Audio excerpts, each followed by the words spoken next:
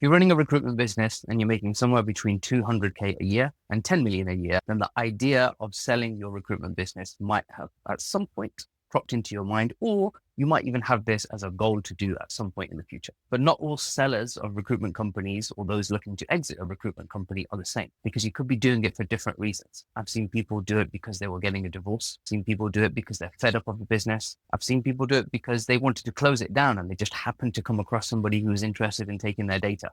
And I've also seen people sell their recruitment business for multiples because it was actually the goal. They worked towards it and they checked everything off. So if you want to know some of the fine details, just ignoring all the theory, I'm going to talk you through. I've got some notes in front of me on the process that I went through and the things that I had to check off to get my business to a sellable condition. I'll tell you at the end what I did with the business in the end. Now, I must stress this because in some of my previous YouTube videos, I have touched on a few tactical elements from a recruitment perspective, but this video is not that. So if you are a complete beginner, then this might just go completely over your head. So experienced agency owners, if you've got the intention or you're in the midst of trying to sell your recruitment business, I think you're going to enjoy this video.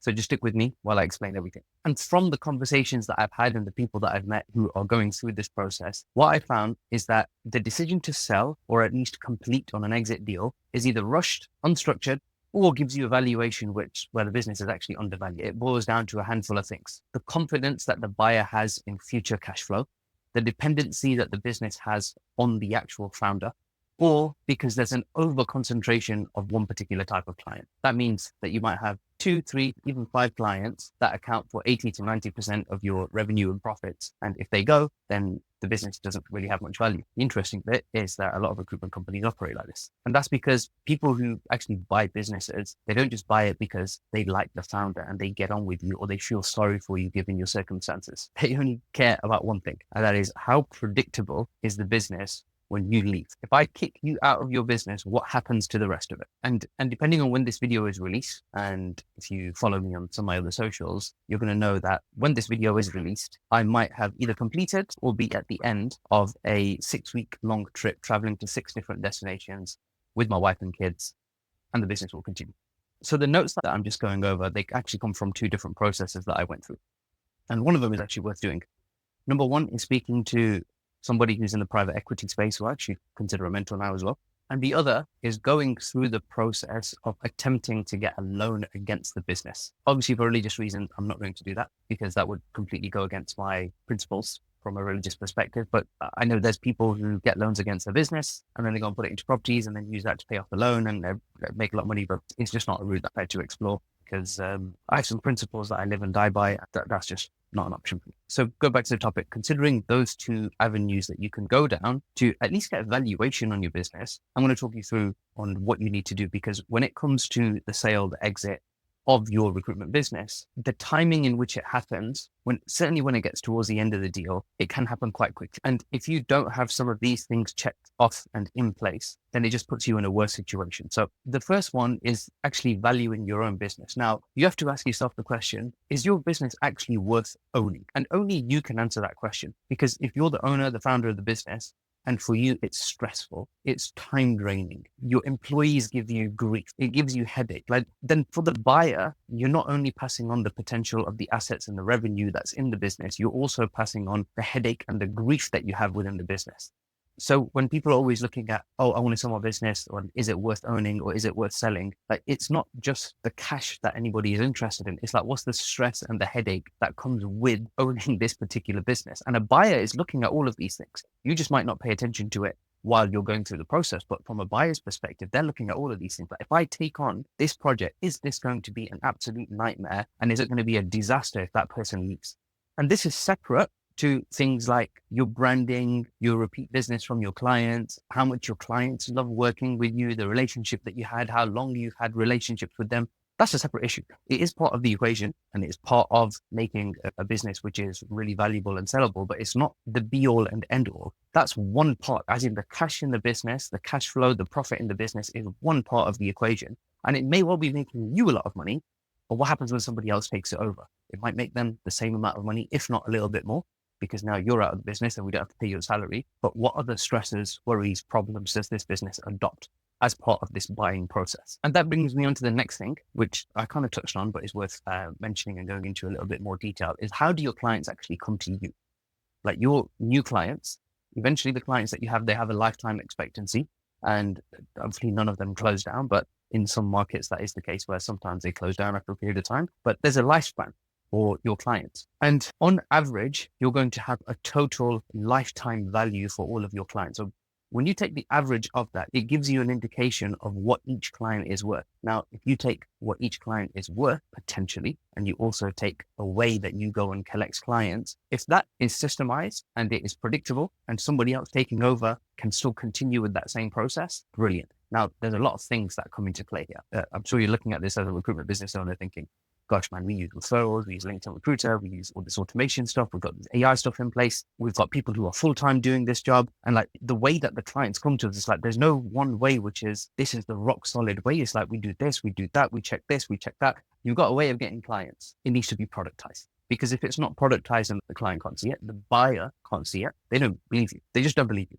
They just be like, okay, cool. So you've got 7 different ways that you do this. Which one is the most profitable? Which one is the most predictable? Which one takes the least amount of time? Which one has the most efficiency? Which one has the highest result rate? Which one do you adopt? In which order do you exercise this? You can't answer these questions. They don't believe you.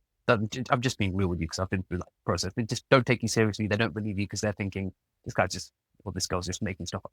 And the only thing that I touched on there is, how do clients actually come in? The next part is, how predictable is it? Meaning that if you have X units of KPIs for every time you exercise one of your development strategies to getting a client, how many times do you execute it? And then how much does that cost in time and in money? And what's the result on the other end in terms of signed contracts? And what does that result in predictable, forecastable revenue? That as an equation, that's one of the questions that you're going to get asked. And if it is not at least systemized, documented, and demonstratable, they just don't believe, basically. And the final one, relating specifically to client acquisition, is how dependent is the business on the founder? Meaning that if you are the owner, you're the person who's looking to exit or sell the business. You doing so, it's your face, your brand, your personality, your business. Everything revolves around you as a person, because without you, everything else drops and falls apart. Then that becomes a risk to the buyer, because the buyer is thinking, what happens when this person exits the business? What's going to be left behind for me? And if the answer to that question is crumbs, of course he's not going to be interested in buying it. And the final thing that's worth touching on is the actual monetization of the business. Usually this is the easy bit because everybody knows their billing numbers. Like, this is perm deals, this is temp deals, this is contract, this is temp. Everybody knows their billing numbers. Usually this is the easy bit because everyone's confident talking about their billing numbers. We do X amount in perm, we do this much in temp. We also have OPO contracts, we do contingency, we do retained. And all of these contracts can be broken down into different departments and heads. Usually this is a little bit easier to talk about because recruitment is a business which is highly focused on top line revenue, because most of the recruiters that you might come across will typically be targeted on their top line revenue, and their income is dependent on how much revenue they bring into the business. So now when you just consider those few things that I've spoken about, you can think of I'm just going to give examples of 2 different recruitment businesses in this exact same situation. One of the founder runs a podcast. He's the face and the brand of the business and does 10 million a year, and client acquisition is dependent on that podcast.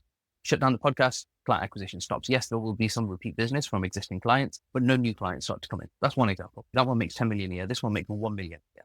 This one makes 1 million a year, and it's not dependent on the founder. The face of the founder is not like basically blasted across every single piece of marketing that they do. There's multiple ways that they can get clients and candidates, and they actually have strict, predictable, forecastable ways of getting clients and candidates. And if something happens to the founder where, let's say they go on an extended holiday, they go on a break, they have an emergency with their family, they just need some additional time off, or they decide to leave the country altogether, what happens to the business? If that business continues, that one is worth more than that one. This one's doing 10 million. This one's doing 1 million. That one is a sellable condition. That one isn't. Because the price that that person is going to be looking for is going to be north of 10 million, a 1x multiple. If you're going to sell a business that you're going to make all the money back within 1 year, then there's no point even selling it. And the buyer wouldn't be interested because they're going to pay, let's say 10 million to get 10 million back within 12 months. And then at the end of it, who would do that? It just sounds stupid. Whereas this one, if you're doing 1 million a year, and you can now forecast and predictably say that, okay, based on everything that I've seen, this business will continue without the founder for maybe even 10 years because of the niche that they operate in. And there's no interruption and there's no problems that are going to happen. Like, it can't be disrupted by AI. Then there's no market risks or anything like that. If you're in that business, then your business is worth more. I'd be interested in buying that business. And if I owned that kind of business, then I probably wouldn't want to sell it, because why would I? If it's going to be no headache and no stress and no worries whatsoever, which I'll give you a clue to what I actually did with my own. So now, considering the two routes that I mentioned, right, you can go through an exit and sale through to a private equity firm, or you can go and test this against a loan, getting a loan or a mortgage, getting a loan against your business to see what the bank would actually value your business at. This is just a testing thing. They're the two main ways that you can go about selling or exiting your business. Now, who the buyer is probably would have an impact. For example, if you're selling as part of a merger to another recruitment business, or if it's some other kind of business that just wants to come into the recruitment space, it has a bearing on how they might play it and what it's worth. Because at the end of the day, like, for example, somebody who is a direct competitor to me and my business, and they were interested in buying my business, it's worth more to them than it would be to a company that doesn't operate in my space. Because if they buy my business, i.e. my direct competitor buys my business, or vice versa, I acquire all of their clients, which are also my clients. There's an overlapping clients, and some of the clients that maybe we're not able to break into because we haven't found a way to actually get our foot in the door with them. Now, by buying that business, I acquire that client as well. So depending on the buyer, that has a variation on sale value and exit value as well. So I'm gonna mention this, and to do that, I'm just gonna walk and talk while I say. So depending on when you watch this video, I would have traveled to 6 different locations.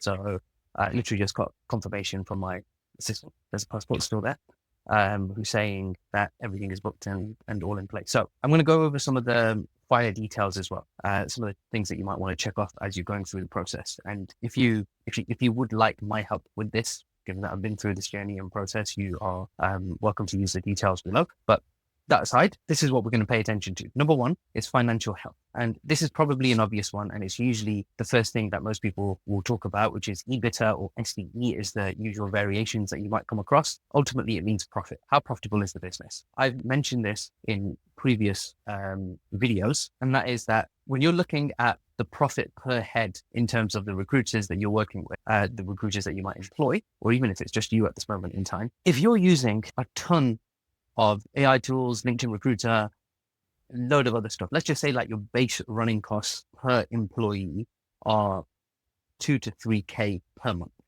not including salaries. Once you put salaries on, it's even higher. And on average, the recruiter is billing, let's say, 12 to 15K. So 150K a year biller, around about, okay? If they're billing 150K, and if you consider their salary and all the tools that you give them per head, and they're coming to 5, even 6K per month, that means that recruiter has to bill a minimum of 10 to 12K, because I'm not factoring in commission here, has to bill a minimum of 10 to 12K just for the business to be profitable, for it to survive. Because if that recruiter, just for 1 month, literally 1 month, they don't bill, it sends you into chaos. And there's a lot of recruiters that operate like this, but it sends you into chaos just for 1 month. The second month is complete panic. Third month, if this is the average, you run a risk with the business. I've been through that journey and I know what that's like. So I think I've made this point a few times that, I'm not saying this as official that anybody using LinkedIn Recruiter or not using any AI automation is going to struggle to sell their business, but it would be a bearing factor in the sense that if your client acquisition system for getting clients and candidates is really expensive, and I'm talking about LinkedIn Recruiter, job boards and so on, if it's really expensive, then the downside is that the profitability in the business is also decreased. And that's why I touched on EBITDA. So when you're considering it, honestly, for a lot of recruitment business, you just cancel LinkedIn Recruiter, all of a sudden the profit just jumps it just jumps up massively. There's somebody that I'm speaking to recently. We've got 50 LinkedIn Recruiter licenses across our employees, and it's like, it's going up to nearly 2K a month. So look, it's a problem in itself, meaning that your entire acquisition model for getting your clients has to cost less than the potential value in cash that your clients will give to you over their entire lifespan. So if you're 10 years in business and on average your clients stick around with you 6 to 8 years, and in that time frame they generate for you 100 grand a month, well, it could be 100 grand a month, could be 100 grand a year per client, you can get an idea of what this works out like, because it's like you're weighing up how much does it cost in time, energy, effort, and literally hard cash costs to get this client on board, and what's it worth on the other side. Because if you can forecast what is a high level of lifetime value for your clients, then all of a sudden this becomes so much more valuable. Because now if the average lifetime value for a client is, let's say, $1 million a year, then guess what? You're going to be prepared to spend 100 grand to acquire a customer. For recruitment companies, that just sounds absurd. It's like, gosh, man, it's email marketing, and then we've got to do a little bit of this, and we'll do a few cold calls, and it's like the worst case scenario, a full-time job for 6 months, and then you acquire a client, and then off you go. And when you work out your average lifetime value for a client, and you realize that you're prepared to spend 10-20% of that to acquire the client, you also beat all of your competitors, because where I might be prepared to spend 20, 50, even 100K just to acquire a client, most people can't think beyond making cold calls and separate conversation. Anyway, the other thing from a revenue and financial health perspective is year-on-year growth. Like, what happens every single year, and can you show a track record of growth in terms of revenue? If you can't show that, it just means that maybe you've stagnated. That might be the reason why you're looking to sell, because sometimes people get frustrated because they hit a revenue ceiling or a profit ceiling and they just can't break past it. And for that reason, they go, gosh, this is not working and I don't know what I'm doing, so I'm just going to sell the business. Like, okay, cool. That could be a motive for some people, but fine. Just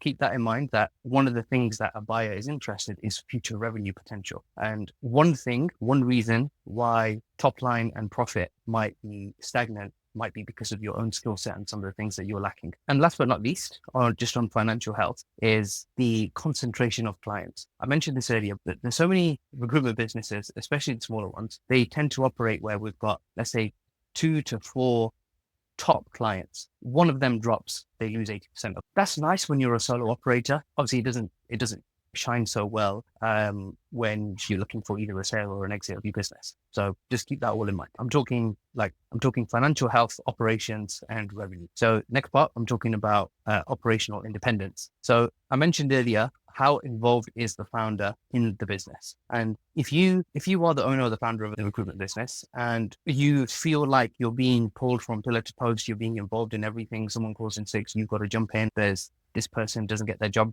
done properly, then it's your problem. Email breaks down, your problem. Like, just imagining this like a spider web kind of situation. It's like, this happens, your problem. This happens, your problem. This happens, your problem. If that's you, this becomes a problem from an acquisition perspective for the buyer of your business. Because what that means is that all problems point to you as the founder. You might be thinking, gosh, like, I own the business. Like, obviously all the problems and all the different challenges in the business inevitably come back to me. But there are some that are predictable, and any problem and encounter that you have had to go through more than once, all of a sudden, now it's not an unforeseen circumstance. Now it becomes a predictable problem that should be systemized and moved off and delegated to somebody else. Because if that doesn't happen, then it remains your problem. And everything that remains your problem is a reason for it to be a red flag for the person who's interested in buying the business. And I'm just going to say, it also becomes a red flag just from, don't really talk too much about mental health, but from a health perspective, where you've got all the stresses and pressures of running a business, this is the kind of thing where people feel like they've been burnt out. I believe there's a healthy and an unhealthy balance relating to it, but I don't believe in complete priority over mental health, because if you did do that, then sometimes you won't be able to achieve some of the exceptional things that entrepreneurs do. Anyway, and the final thing from an operational perspective is the actual team that you have in place. So now, how long have they been working with you? Is it a stable team? Do they have the ability to step up into a leadership role? And do they work as almost completely independently, meaning that they know exactly what their duties are, they crack on with it. If other things change around them, doesn't make much of a difference to them, because their duty is so well defined and documented, and they can just crack on with it. These are some of the key components that we're looking at from an operational perspective. So this literally leads on to what I said earlier about headache, stress, problems, you being the center of all the problems in the business. And when you consider all of these different variables, now it's like, okay, cool. If the business is centered around you as the owner, the founder of the recruitment business, guess what? You are the problem. You are the bottleneck in the business as well. And from the outside, a buyer will be looking at this as well, meaning that if all the problems navigate back to this person, this is what I adopt. So if I take on this business, then that person leaves, I take position, and in his position is the first port of call for every single problem in the business. I literally walk into a headache. There's a lot more that buyers consider besides just the profitability of the business. And the last part with regards to revenue is what I touched on earlier, is permanent, contingency, retained, all of these elements. How many different ways are there to monetize your recruitment business? Meaning, how many different ways are there that you're collecting money from your clients? And this isn't to say that without a recurring revenue model, you can't sell a business, because you can. This is just to say that if you did have that, then it expands the value. Now, the difference here, or the issue here, is depending on what stage you're at in the journey of exiting or selling a recruitment business, the issue here is what variation does that have? Meaning, if you're about to sell because you're motivated in the sense that, let's just say you're going through a divorce, you're going through divorce, you want to sell your business and you've got a time frame to get it done. You don't have the time to set up a new revenue model within the business. So because you can't completely shift and transform the entire business because you're going through this process, then if you make sure everything else is checked off, then you can still get the maximum amount of value out of the potential sale value that you're considering. So depending on what stage or circumstance you might be in, all of these things play into account and all of these things have to be considered. So I want to share these things, just some practical tips, which after going through the process, and in case you didn't know, I decided not to sell in the end. 6x multiple what we ended up on, but decided not to because it was basically what I described: profitable, scalable, predictable, no headache. I say this now, but I don't remember the last time I saw a resignation. I've only ever seen, I think, 2 resignations since 2016. Team's happy, everybody gets paid well, we consistently deliver, we have a scalable, predictable way of getting clients, getting candidates, repeat clients. I don't want to go into too much of the details for the business because there's some fine details that I just don't want to share in the public domain. There was a point in time where I was sharing some fine details, and some people might call it superstitious, but just like bad things started to happen. So I decided not to share some of the fine details.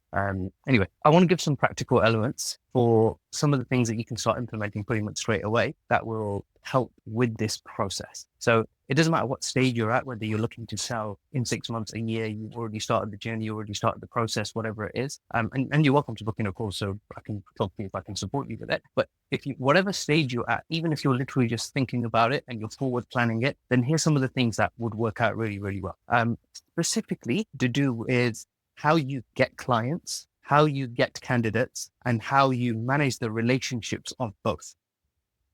Systemize it, meaning that draw it out for yourself. Like even if you're like, I'm doing this on a tablet, but if you've got yourself like a whiteboard and you draw out and you say, okay, step 1, view LinkedIn profile. Okay, step 2, send a connection request. Step 3, I'm talking baby steps. And if you document that on its own for each one of those processes, how you get clients, how you get candidates, and how you maintain the relationship for both, and you begin to implement this across your entire team, that just saves a mountain of workload. Because what that means is when it comes to generating clients, keeping them, which are 2 really, really important parts from what I described earlier, just those 2 bits, that has one of the biggest bearings on the sale value, because revenue, along with how long clients stay with you, along with repeat business, along with lifetime value for clients, is ticked off. Those 4 things are ticked off just by getting those 4 things right. That's one thing. What I mean by that is not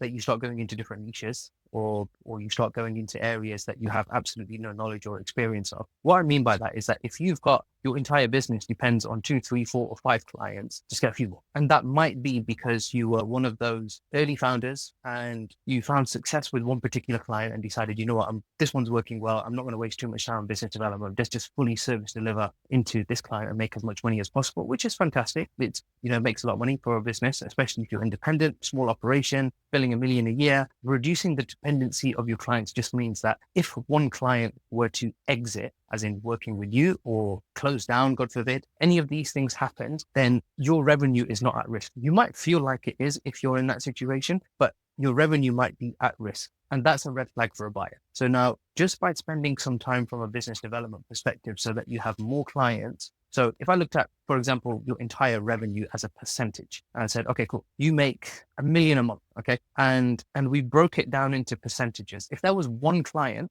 that consumed more than 25%, I'd be worried because that 25% could disappear the moment they turn the tap on. And that's what we're trying to get away from. So now for some people, you might have one client that has like 60% of your entire revenue. Now that becomes a whole new problem in itself, but the way around that is to literally find more clients. You literally just need to get more clients and that is it. You might struggle for time because you're a small business, but it just means that you need a quick and efficient way of getting clients so that you can just at least get some on board and then average out your revenue. Because if your total revenue in a year is like 80% of it is made up by one client, that's very different to 20% of it being made up by one. The next thing, and this applies to literally anyone at any level from a recruitment business, and that is that get a second income at. Okay. So if you are a smaller operation where you have no team, then hire somebody who can literally just do what you do. If you want to learn more about some of the theoreticals behind it, then there's a guy called Dan Martell, wrote a book called Buy Back Your Time. Fantastic book. One of the ones that I read, and it really had an impact on the way that I view things. But if you read that book, you'll understand the principles of what it means to literally prioritize, systemize, record what you're doing day to day, and hand it off to somebody else. You literally just can't mess it up once you read that. The idea here is that there's somebody else who can actually do your job. I'm not saying the entire job. It might be components or even parts of the job, but effectively, if 90% of your time is recruitment, then you could hire a recruiter and they take care of it. If 80% of your time is admin, then you need an assistant. If you just got to work out from wherever your time is being spent, what is being spent on, and then find a second in command who can actually take care of some of those responsibilities. You might need to train them. You can find people who are experienced, irrelevant how you go about doing it. But the point is having somebody else who's alongside you, who is fully aware of the day-to-day operations and the running of the business. So I want to stop on that element of the conversation. I think it's worth mentioning this point here. Even if you never sell your business, getting all of this in place makes your business more predictable, scalable, profitable, and less stressful. So now, depending on where you are in the journey of a recruitment business, they could all of those could be problems, like not enough profit, not enough predictability, not enough scalability, and it's just way too much time and way too stressful. Ticking off some of the things that I've just mentioned here will solve all of those problems to the point that now all of a sudden it's no longer stressful, it's no longer time consuming. Like you could literally take time off, like I described earlier. You could take time off and everything works completely fine. The clients keep coming in, your team keep delivering the business, everyone's happy. You've got a consistent stream of revenue. It keeps generating money and you don't feel worried about how much money you're going to make next month. If that is your business, you might not want to sell it. That's what happened to me anyway. You just might not want to sell it. So I've said this in a video in a previous one, and I'll say it again. If you're going to do this, certainly if you're a beginner, just build the business with the view of selling it one day, even if you never do, because that journey is a worthwhile journey. It will just help you learn so much, not just about recruitment as a business model on its own, but also the scalability elements and some of the factors that come into play when you actually do come to sell the business one day. And that leads me on to a few more points that I want to cover before I wrap this up. And that is that there's some mistakes that can be easily avoided. Number one is over dependency on the founder. I described the spider web situation. This happens, your problem. This happens, your problem. Client comes in, you need to onboard it. Candidate comes in, you need to onboard it. A new recruiter joins, you need to onboard him and train him. Like if everything is you, that's a problem in itself. That's one thing to avoid. Being in a distressed situation when you are looking to sell and giving that away to the buyer, it can have an impact on the sale value, because if the buyer knows that you're desperate to sell, they know they can drag out the process. And some buyers get put off by it. There is a way to mitigate that. I don't think it's worth me talking about how you go about mitigating that in this particular video, but I'm welcome to talk with anybody who might be at the stage or considering it. And another really big red flag is skipping some of the due diligence elements. Like, is your CRM actually up to date? Is it tidy? Does it have all the tags, the codes, the custom fields, everything set up properly? Is the data accurate? And when you consider these come across like really basic. A lot of agencies might even give this as a responsibility to their recruiters. Like at the end of the day, make sure you tidy up everything in your CRM or do it once a week. We have an entire team like dedicated to doing that consistently. And it has two bearings. One is from a buying perspective, it becomes attractive because everything is fully up to date and ready to go. But it also makes the recruiters' jobs easier because now they can accurately find candidates on their database without having to use any of these expensive tools that I described earlier. And last but not least is, if you are in the midst of it, do your absolute best to get two people interested. If everything is dependent on one, it only creates more challenges because now you don't have as many options and they might be able to sense it or pick up on it. But keep that in mind. Also, your motive for selling the recruitment business has a bearing on it as well. I touched on that earlier, but I can't stress that. It makes a humongous difference, and not giving that away can have a humongous bearing. Like you might have a genuine motive. Some people come from the angle of, I want the business to grow and I don't have the skill set. I want it to give it away to somebody who does have the skill set to do it. Fair play, no problem. But the person who, I hope you're not in the situation, but if you are, happy to chat. Imagine you're going through a divorce, and if you're based in the Western country and everything has to be split, you just got to make sure that everything is tied up from a loose ends perspective and make sure that you're not giving away your motive, because the buyer will know that this is a high stakes situation. And sometimes that can be off-putting. It might not be off-putting, but at the same time, I'm a firm believer that if you don't give away what the motive is, then when you do get to a stage where you're actually completing or exiting or even completing this entire agreement and sale, then you've got two things to consider. What does it actually look like on the other side? And I want to just describe what a good one and a bad one looks like. If you've done everything that I've mentioned and you've set up the deal really nicely, all that happens is that you hand over the keys. And by keys, I mean everything. I mean bank account details, like everything goes over, and you will either get a partial payment just to show that they're serious. Maybe even a solicitor will be involved with a deposit paid, and the remaining sum on completion. A lot of buyers will say that, you know, we need to spend a month from a due diligence perspective before it happens, or two. A lot of the times it won't need to go all the way through to that stage. But a good sale is one that you leave, they take the keys, and no different to a car sale, like buy sold Etsy, and you leave, they take the keys, they give you the cash, everything's done, and then forgotten about, and that is it. One that doesn't look so good is when the buyer says to you, hey, we'll buy this business, but we have a concern that this isn't going to work, or that isn't going to work, or this is going to fall apart because you part ways, or you leave the business and this happens. So what we want to do is we will pay you this money, but we're going to pay you it in installments, either quarterly, yearly, over the next 2 to 4 years, and we'll hire you, continue running the business, and we'll pay you a salary. And in installments, we will do this if on the condition you hit all of these revenue milestones while we're going through the exit of the business. So effectively, what they're doing is give you a salary, they pay you in installments, basically a slightly inflated in salary. You have to work 4 years, sometimes less, sometimes more,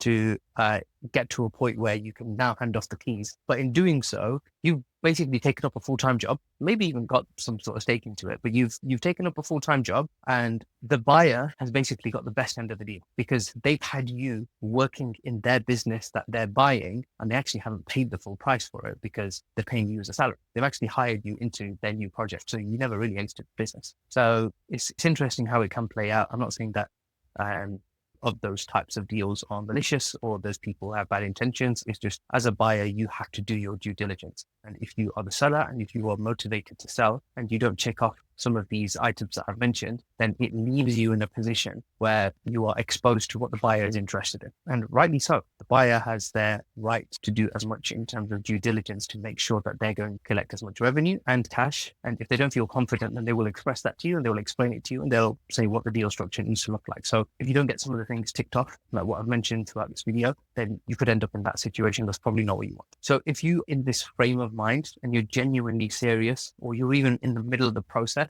I've actually put together an automated quiz, which you can send me a keyword on Instagram and it's completely private conversation between me and you. And it automates the process of scoring and checkpointing evaluation for your recruitment business.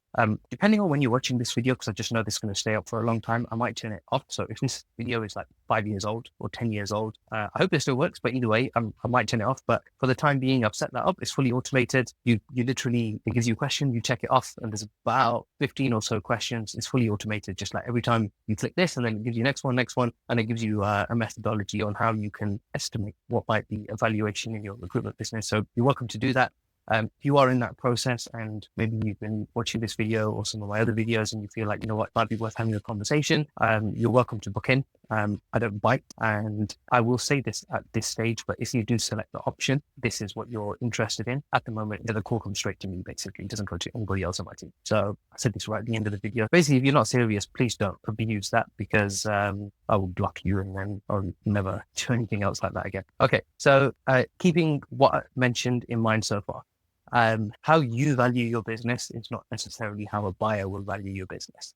What you think of how profitable your business is very different to what the buyer would think. And you have to put yourself in the frame of mind of what is it like, me as a person owning this business without changing anything to it. And if that is an absolute nightmare for you, then guess what? It's going to be a nightmare for the buyer as well. There's some things that need to be changed. I remember the first time I went through this came across like a wake-up call, a kick to the teeth. Like there were a mixture of emotions that I went through when I went through this entire conversation the first time ever. And you might be going through that thinking, oh gosh, like, I can't believe I missed that off. I can't believe I didn't do that, or I can't believe I didn't do that. Look, it's cool.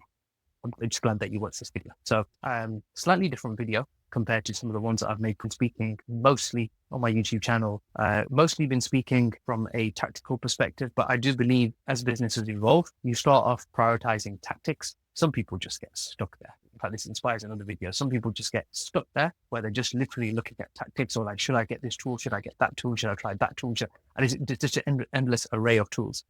If you are stuck on tactics, the next thing that you need is leverage. And the next thing that you need is take it in step by step. The entire journey I've been through over 10 years next month at the time of recording this video anyway. So over that time, everything that I've mentioned, I have been through it in detail from an exploration perspective. I've made good hires, I've made bad hires. I have been through changes in structure. I have changed my commission structure several times.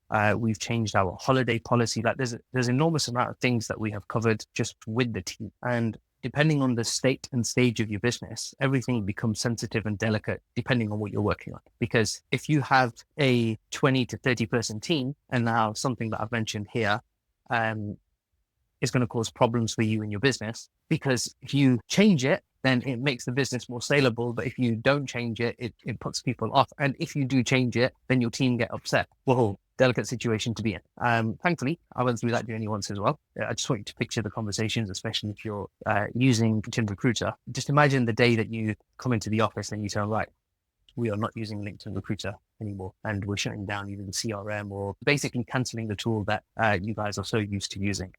Unless played correctly, that can be detrimental. And certainly if you're going through it, it becomes an absolute nightmare. So feel good now.